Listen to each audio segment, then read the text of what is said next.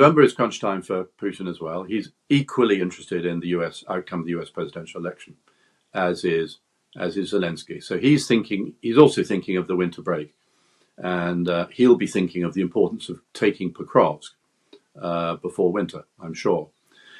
You would have thought he would also be thinking of kicking the Ukrainians out of the Kursk salient as well in time for winter. It's very, very interesting how slow the Russians have been to react. Now, there are two reasons for this. I mean, one could be they think that Zelensky has made a mistake by weakening the Donbass front, and therefore they'll just take advantage in the Donbass and not worry about Kursk.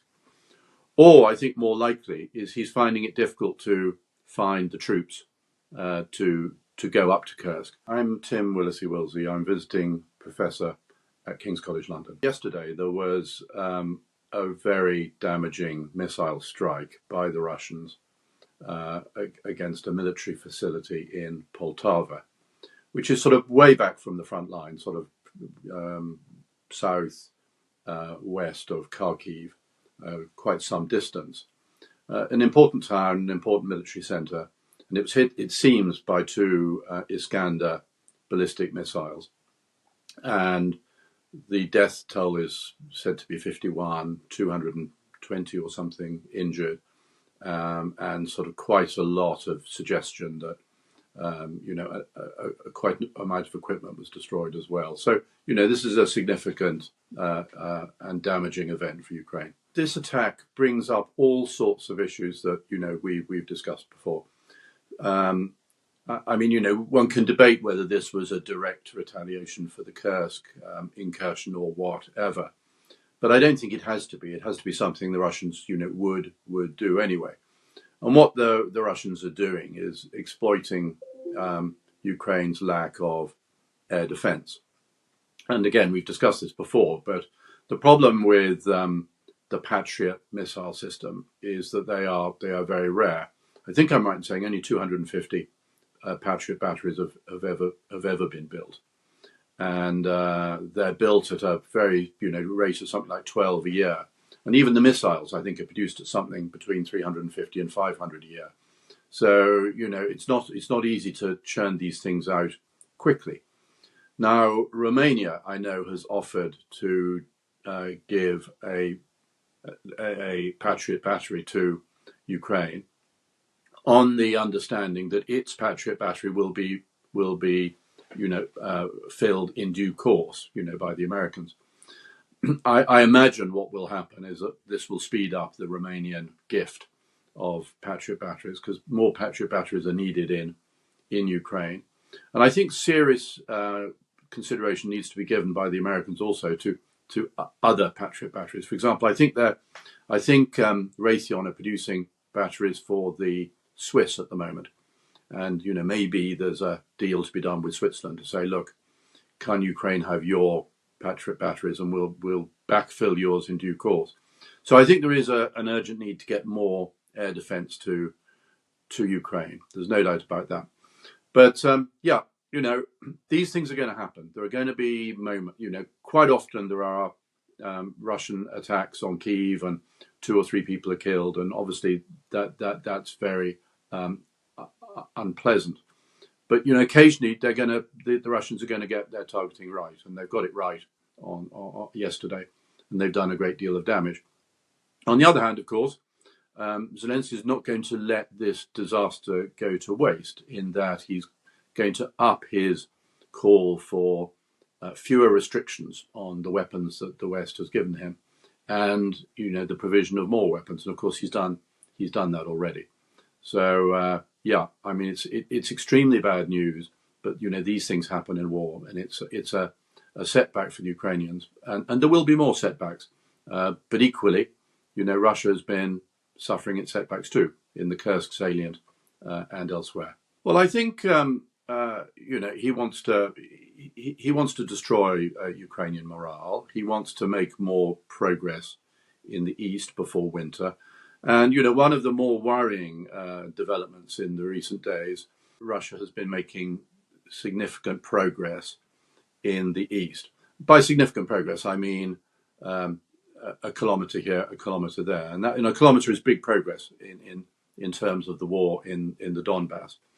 And I think the bigger story than Poltava, in a way, is the gradual advance on a town called Pokrovsk.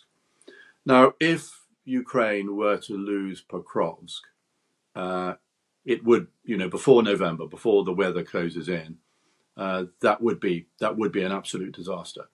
And it would open up Zelensky to a lot of criticism. A lot of people will say, well, look, you took troops away from the main event, which is the Donbass, and you went to score this quick win up in Kursk.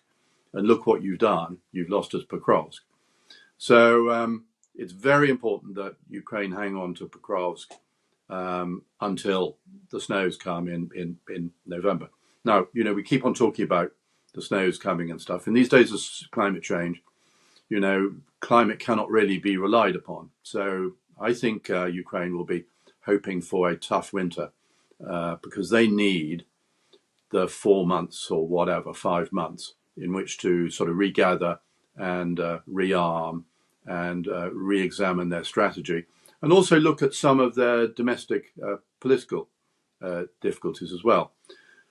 Yeah, over the last few days, there have been a number of resignations from the Ukrainian cabinet. I think I'm right in saying almost a third of the positions in the cabinet are now empty. The one that struck me most was a man actually I met the May before last, Kamishin, who is the Minister for Strategic Weapons Production.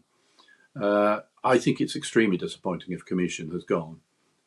It suggests something is going wrong in Kyiv, and I think one of the things that Zelensky is going to have to think about during the winter break is his democratic mandate, because it's run out. So the question is, it was thought last year that it was not a good idea to have a presidential election in the middle of a war.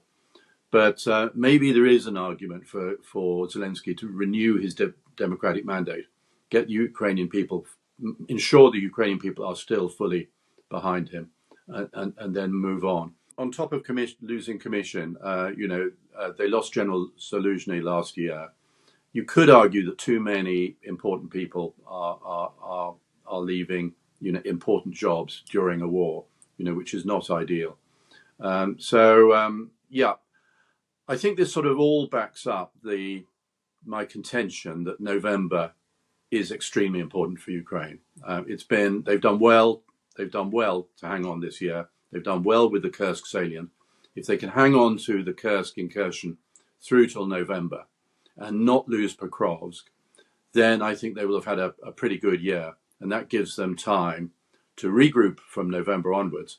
And also, crucially, of course, to see what happens in the United States presidential election. Because, arguably that is the most important coming date in the whole Ukrainian calendar.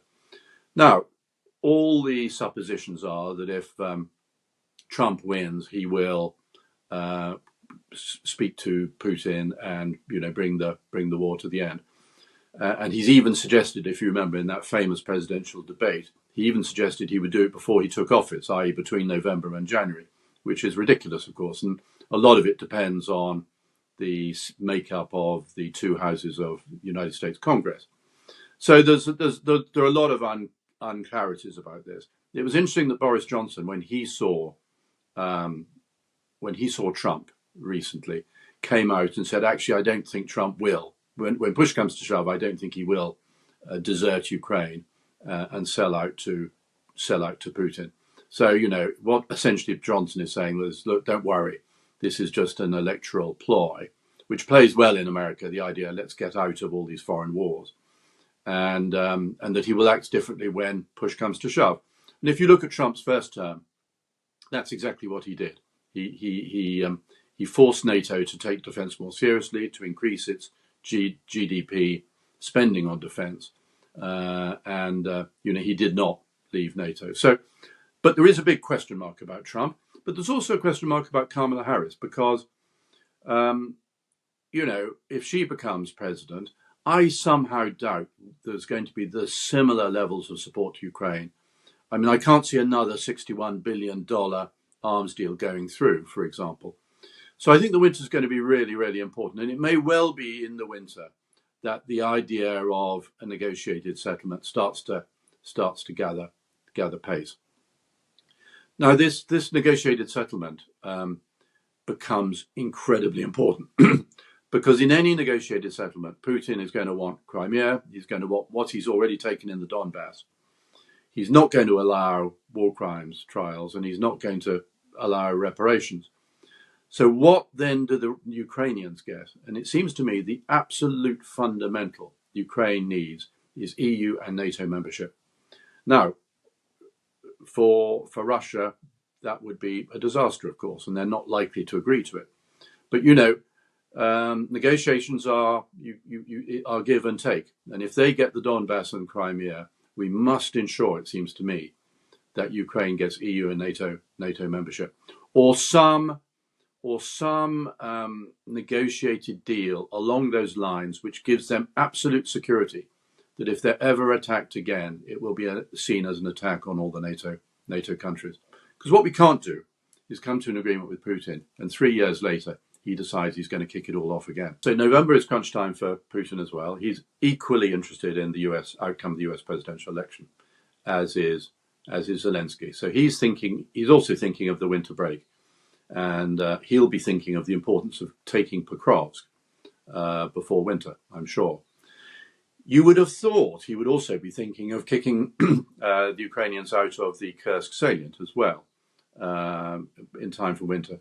It's very, very interesting how slow the Russians have been to react. Now, there are two reasons for this. I mean, one could be they think that Zelensky has made a mistake by weakening the Donbass front, and therefore they'll just take advantage in the Donbass and not worry about Kursk. Or I think more likely is he's finding it difficult to find the troops to go up to Kursk. I mean, I do find his travel arrangements fascinating, really, and that so he was in Chechnya a couple of weeks ago. Now he's set off to Mongolia. All of this sort of, to me, smacks slightly of desperation. These are not top niche countries. Okay, these are people whose support he can expect, and obviously it's wonderful to arrive to a guard of honor like he did in Ulaanbaatar yesterday. But are the Mongolians going to be able to provide much support? You really wonder what advantage he's going to get out of this sort of spurt of diplomatic activity. Yes, he'll get some more Chechens from Kadyrov. I'm sure that is true. But, you would have thought by now that Russian troops would be massing on the border of Kursk, ready to push the Ukrainians out.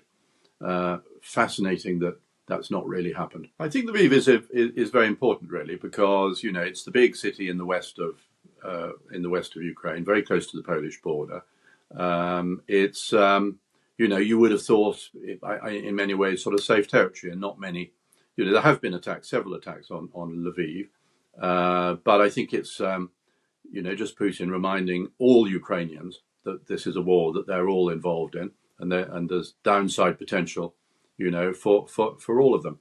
In a sense, it's a little bit like Zelensky launching those drone attacks on Moscow, just reminding the Russian people that, there is a war going on, because, Lviv is far enough from the front line for them not to feel that directly involved, although of course they've been looking after a great deal of refugees from the east and so forth.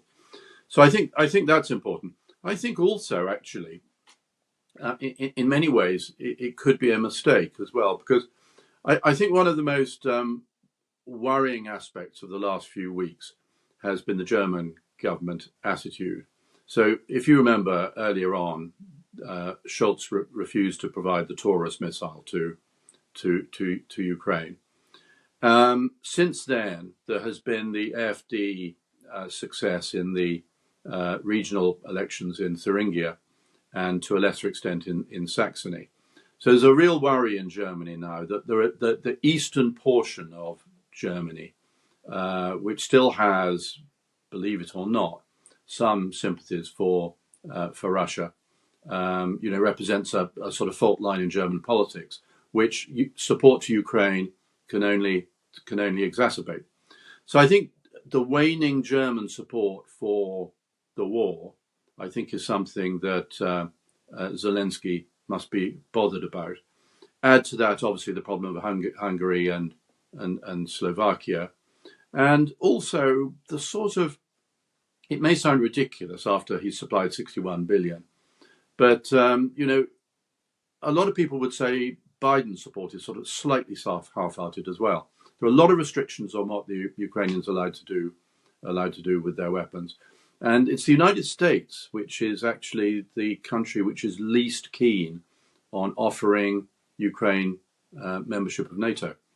So, all of these things. So, Lviv in a way is the, it used to be a town in the Austro-Hungarian Empire. So it's very much connected to Western Europe, and it's a connection to Western Europe that, it's an interesting debate about whether it's wise of Putin to attack Lviv, or actually just try and keep the war to the east.